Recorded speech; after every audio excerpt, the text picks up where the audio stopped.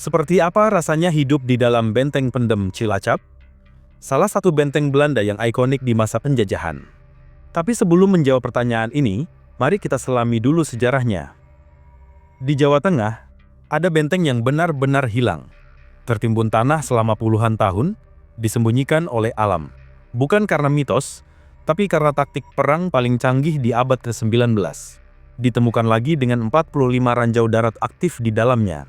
Inilah benteng pendem Cilacap, saksi bisu evakuasi paling kacau, markas pasukan bayaran Afrika, dan kawah Chandra di muka Komando Pasukan Khusus Indonesia. Cilacap terletak di pantai selatan Jawa. Daerah ini punya keistimewaan topografi. Cilacap memiliki pelabuhan alami, berkedalaman tinggi yang terlindungi oleh Pulau Nusa Kambangan. Nama militernya dahulu adalah Kust Battery of the Lantong te Cilacap. Benteng ini berdiri di ujung semenanjung atau Lantong, di sisi timur Teluk Penyu. Pembangunan benteng pendem di Cilacap bukan sekadar upaya pendirian pos jaga, melainkan investasi infrastruktur pertahanan masif. Keputusan ini didorong oleh kalkulasi geopolitik yang matang mengenai kerentanan pantai selatan Jawa. Pembangunan benteng ini disetujui oleh Gubernur Jenderal Hindia Belanda. Meskipun Samudra Hindia memiliki karakteristik oceanografi ganas yang sudah menjadi penghalang alami pendaratan amfibi musuh, Cilacap memiliki keistimewaan topografi. Daerah ini punya pelabuhan alami berkedalaman tinggi yang terlindungi oleh Pulau Nusa Kambangan. Dalam logika pertahanan kolonial, ini menciptakan choke point strategis. Jika kekuatan asing berhasil menguasai Cilacap, mereka akan memiliki akses logistik langsung ke pedalaman Jawa Tengah dan Yogyakarta. Oleh karena itu, benteng pendem dirancang sebagai coastal battery atau baterai pesisir dengan fungsi primer anti-akses area denial. Tujuannya adalah menolak akses armada laut musuh memasuki alur pelayaran menuju pelabuhan Cilacap. Pembangunan dilaksanakan oleh Insinyur Korps Zeni Kerajaan Belanda. Prosesnya memakan waktu panjang, dari tahun 1861 hingga 1879. Pemilihan lokasi pembangunan benteng dilakukan di ujung semenanjung, di sisi timur Teluk Penyu. Pemilihan lokasi ini memberikan keuntungan taktis berupa bidang tembak atau field of fire yang luas ke arah laut lepas. Namun kondisi ini juga menghadirkan tantangan teknis yang luar biasa bagi Insinyur Korps Zeni Kerajaan Belanda. Mereka harus mendirikan struktur beban berat di atas tanah aluvial berpasir yang tidak stabil dan memiliki muka air tanah yang tinggi. Durasi konstruksi benteng pendem memakan waktu hampir 18 tahun, dari tahun 1861 sampai 1879, yang mencerminkan kompleksitas logistik tersebut. Untuk konstruksi, digunakan material bata merah kualitas tinggi. Bata ini disusun dengan teknik pasangan bata Dutch bond yang tebal, diperkuat adukan kapur yang tahan terhadap erosi uap garam. Struktur ini kemudian ditimbun dengan tanah dalam volume masif. Teknik penimbunan tanah inilah yang memberikan nama lokal benteng pendem atau benteng yang terpendam. Pendekatan ini bukan hanya untuk kamuflase. Penimbunan itu merupakan adaptasi terhadap evolusi artileri laut abad ke-19 yang sudah menggunakan peluru berdaya ledak tinggi. Tanggul tanah berfungsi sebagai peredam kejut atau shock absorber yang jauh lebih efektif daripada dinding batu vertikal semata. Secara arsitektural, benteng pendem mengadopsi denah pentagonal atau segi lima. Bentuk poligonal ini merupakan standar dalam poliorsetika Eropa pasca era Vauban. Bentuk ini memungkinkan setiap sisi benteng untuk saling melindungi melalui tembakan silang atau crossfire. Desain ini juga meminimalkan titik buta atau blind spots bagi penyerang yang mencoba mendekati parit. Desain profil rendah benteng ini terinspirasi oleh benteng Rijnrouwen di Utrecht, Belanda. Dengan menanamkan struktur utama di bawah level tanah atau sejajar dengan tanggul, profil siluet benteng menjadi sangat sulit diidentifikasi dari laut. Ini menyulitkan kapal musuh melakukan pembidikan visual langsung. Benteng ini dilingkungi oleh parit basah atau wet moat. Dimensi asli parit ini memiliki lebar 5-10 meter. Kedalaman awalnya mencapai 10 meter. Parit berfungsi ganda sebagai hambatan fisik bagi infanteri dan rute patroli internal menggunakan perahu kecil. Terdapat 11 titik penempatan meriam atau cannon places yang diposisikan menghadap laut. Emplacement ini adalah reason datar atau alasan keberadaan dari benteng ini, dirancang untuk menampung meriam pesisir kaliber besar yang mampu menenggelamkan kapal perang. Untuk keamanan, benteng ini memiliki gudang amunisi powder magazine 2 lantai yang dibangun dengan dinding super tebal. Lokasinya ditempatkan di bagian terdalam benteng untuk perlindungan maksimal dari tembakan lengkung musuh. Jaringan terowongan bata merah menghubungkan berbagai sektor benteng. Salah satu segmen yang teridentifikasi memiliki panjang 113,94 meter, lebar 3,1 meter, dan tinggi 4,88 meter. Terowongan ini memungkinkan pergerakan pasukan dan amunisi secara aman di bawah tanah saat terjadi bombardir artileri. Benteng pendem dirancang sebagai unit mandiri yang mampu bertahan dalam pengepungan jangka panjang. Fasilitas internalnya meliputi barak prajurit atau barak 14. Ada juga klinik kesehatan. Keberadaan klinik menunjukkan kesadaran komando kolonial terhadap ancaman penyakit tropis seperti malaria dan disentri. Kehidupan di dalam benteng pendem tidak jauh berbeda dengan keadaan di luar benteng. Mereka sama-sama terjajah dan dibedakan berdasarkan strata atau derajat sosial. Benteng ini diawaki oleh KNIL, di mana perwira pemegang komando hampir secara eksklusif adalah orang Eropa atau Belanda totok. Sementara Bintara dan Tamtama terdiri dari campuran serdadu Eropa bayaran dan prajurit pribumi. Sedangkan rekrutmen serdadu Eropa untuk KNIL datang dari Jerman, Belgia, Swiss, bahkan Amerika. Ada juga lapisan kompleksitas rasial yang unik. Antara tahun 1831 hingga 1872, Belanda merekrut ribuan tentara dari Afrika Barat, seperti wilayah Ghana dan Burkina Faso. Mereka dikenal sebagai Belanda Hitam atau Zwarte Hollanders. Mereka kemungkinan besar pernah dirotasi ke garnisun di Cilacap. Tulang punggung pasukan pribumi didominasi oleh etnis Jawa, Manado, dan Ambon. Meskipun semua prajurit mengenakan seragam yang sama, terjadi diskriminasi yang nyata. Ada segregasi fasilitas, perbedaan ransum, dan perbedaan gaji yang mencolok antara prajurit Eropa dan prajurit pribumi. Dalam pandangan kolonial, prajurit Ambon dan Manado sering ditempatkan pada strata yang sedikit lebih tinggi dibanding prajurit Jawa. Hal ini sering memicu friksi internal. Hidup di dalam benteng yang tertutup tanah bukanlah tugas yang ringan. Prajurit menghadapi dua musuh utama, yaitu kebosanan garnisun dan iklim tropis yang lembab. Barak yang tertanam di tanah, meskipun aman dari tembakan meriam, memiliki sirkulasi udara yang buruk dan kelembaban tinggi. Kondisi ini merupakan lingkungan ideal bagi penyebaran penyakit. Klinik kesehatan di benteng menjadi sangat penting, menangani segala hal mulai dari luka latihan hingga wabah kolera atau malaria yang endemik di pesisir selatan.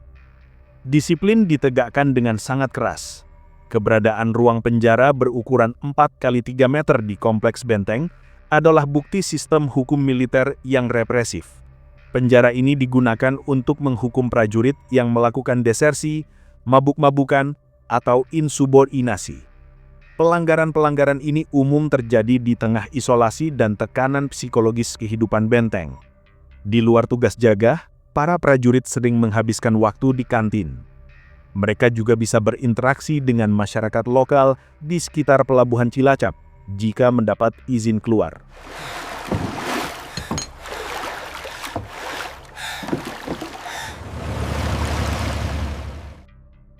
Peran strategis benteng pendem mencapai puncaknya sekaligus titik nadirnya pada awal tahun 1942. Ketika invasi Jepang merobek pertahanan utara Jawa setelah pertempuran Laut Jawa, kota pelabuhan Surabaya dan Batavia menjadi tidak aman. Cilacap, dengan posisi terlindung di selatan dan perlindungan artileri dari benteng pendam, menjadi satu-satunya pintu keluar yang tersisa bagi evakuasi massal pasukan sekutu atau ABD-ACOM dan warga sipil Belanda yang putus asa. Situasi ini mirip dengan evakuasi Dunkirk di Eropa, namun dengan hasil yang jauh lebih tragis. Pelabuhan Cilacap pada Minggu pertama Maret 1942 dipenuhi oleh kapal-kapal dari berbagai negara, seperti kapal kargo, kapal penumpang, dan sisa-sisa armada Angkatan Laut Amerika Serikat dan Inggris. Kapal perang seperti USS Asheville, USS Houston, dan kapal suplai MSA Baker merapat di dermaga yang penuh sesak untuk mengambil pengungsi atau menurunkan pasokan terakhir. Kapal induk pertama Amerika yang dikonversi menjadi pengangkut pesawat, USS Langley, mencoba mengirimkan pesawat tempur P-40 Warhawk melalui Cilacap. Namun kapal ini ditenggelamkan oleh pembom Jepang di selatan pelabuhan sebelum misinya selesai. Disinilah letak ironi tragis Benteng Pendem. Benteng ini dirancang untuk pertempuran laut konvensional melawan kapal permukaan, tetapi benteng ini tidak berdaya menghadapi dominasi udara Jepang. Meriam-meriam pesisir benteng tidak memiliki elevasi atau sistem penargetan untuk menangkis serangan pembom tukik dan pesawat tempur Zero yang membombardir pelabuhan dan kapal-kapal yang melarikan diri.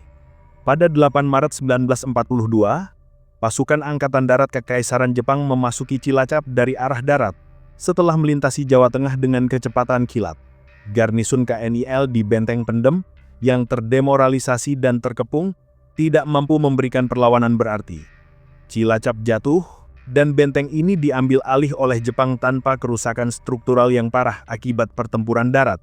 Jepang mendudukinya dalam keadaan yang sebagian besar sudah ditinggalkan atau menyerah.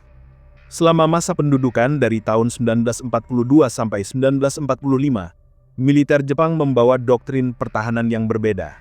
Berbeda dengan Belanda yang mengandalkan pertahanan pasif berupa tanah tebal, Jepang menyadari bahwa ancaman utama bagi benteng ini di masa depan adalah serangan udara dan pendaratan amfibi sekutu. Jepang melakukan modifikasi signifikan terhadap struktur asli Belanda.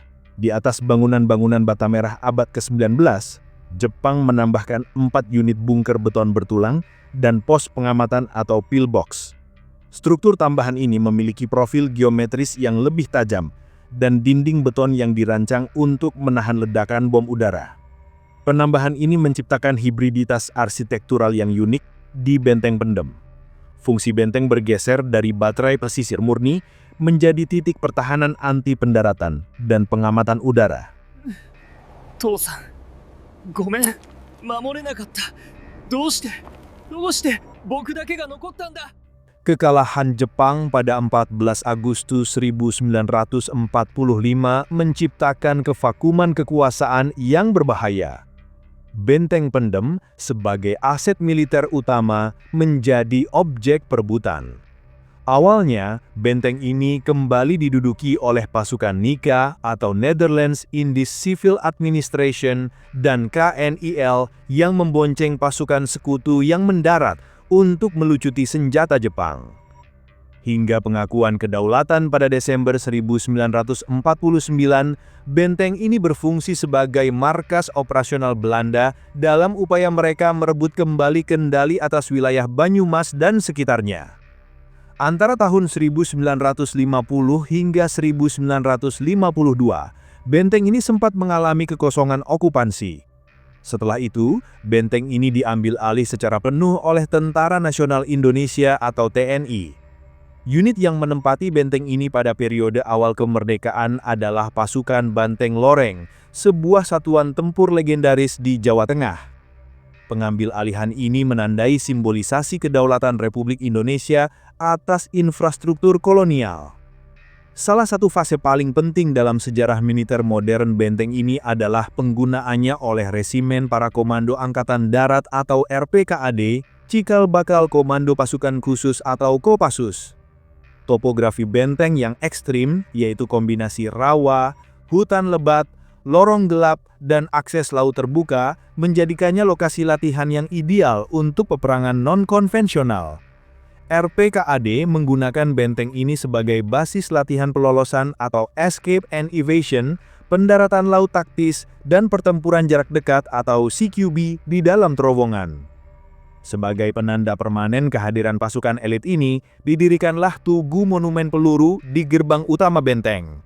Dua tugu raksasa berbentuk peluru ini menjadi ikon visual yang menandai transformasi fungsi benteng dari pertahanan statis menjadi pusat pelatihan pasukan mobil udara. Setelah RPKAD menghentikan penggunaan intensif benteng ini sekitar tahun 1965, situs ini memasuki periode kegelapan selama 2 dekade dari tahun 1965 sampai 1986. Tanpa pemeliharaan rutin, alam tropis dengan cepat merebut kembali struktur bangunan. Vegetasi liar menutupi dinding-dinding benteng. Akar pohon beringin merusak struktur bata, dan parit-parit mengalami sedimentasi parah. Lebih buruk lagi, benteng ini benar-benar terpendam secara harfiah oleh pergeseran tanah pesisir dan penimbunan alami, membuatnya nyaris hilang dari peta visual Cilacap. Ancaman terbesar bagi kelestarian benteng muncul dari industrialisasi. Pada tahun 1980-an, Pertamina mengembangkan fasilitas pengolahan dan penampungan minyak atau Area 70 di kawasan Teluk Penyu. Proyek strategis nasional ini memakan lahan seluas 4 hektar dari total 10,5 hektar area asli benteng. Tangki-tangki minyak raksasa dibangun di atas sebagian kompleks benteng, menutup akses ke beberapa terowongan, dan mengubah lanskap histori secara permanen. Benteng Pendem berada di ambang kepunahan total, terjepit antara abrasi lebut dan ekspansi industri energi. Penyelamatan Benteng Pendem dari kepunahan sejarah tidak dimulai dari instruksi pemerintah pusat. Penyelamatan dimulai dari inisiatif seorang warga lokal bernama Adi Wardoyo. Didorong oleh keprihatinan, Adi Wardoyo memberanikan diri untuk memulai penggalian pada tanggal 26 November 1986. Upaya ini sangat beresiko dan berbahaya karena area tersebut masih dipenuhi sisa-sisa amunisi perang. Selama proses penggalian awal, tim penggali menemukan 45 buah ranjau darat aktif dan bahan peledak lainnya yang tertanam di sekitar benteng. Salah satu ranjau bahkan ditemukan dalam kondisi bocor, namun untungnya tidak meledak. Keberhasilan Adi Wardoyo dalam menyingkap kembali struktur utama benteng menarik perhatian pemerintah Kabupaten Cilacap, yang kemudian meresmikan pembukaan situs ini sebagai objek wisata pada tahun 1987. Benteng Pendem Cilacap bukan sekedar tumpukan bata tua, melainkan sebuah naskah sejarah yang ditulis ulang berkali-kali. Benteng ini merekam transisi teknologi perang dari era artileri pesisir statis menuju era dominasi udara dan mobilitas tinggi. Ia abadi sebagai monumen, meskipun sudah usang secara militer. Situs ini mencatat ambisi Kekaisaran Belanda untuk mengunci pantai selatan Jawa. Benteng ini juga menjadi saksi keputusasaan evakuasi sekutu di tahun 1942, pragmatisme pendudukan Jepang, hingga pembentukan identitas pasukan khusus Indonesia. Sebagai situs di mana darah serdadu Belanda, Jawa, Manado, dan Jepang pernah tumpah, Benteng Pendem adalah pengingat suram namun penting tentang harga mahal kolonialisme dan perang. Restorasi dan pengelolaan Benteng Pendem saat ini harus terus menyeimbangkan kepentingan para wisata dengan integritas arkeologis. Hal ini memastikan bahwa narasi yang disampaikan kepada publik tidak hanya berhenti pada mitos mistis, namun juga mencakup realitas geopolitik dan humanis yang mendalam dari situs Kust Bateri ini. Benteng Pendem ini monumen kebangsaan. Ini bukan hanya cerita hantu atau mitos terowongan, tapi pelajaran geopolitik yang harus kita jaga. Gimana menurut kalian? Benteng apa lagi yang harus saya bahas? Tulis di kolom komentar ya. Jangan lupa like, share, dan subscribe Kopral Gondrong untuk konten menarik lainnya.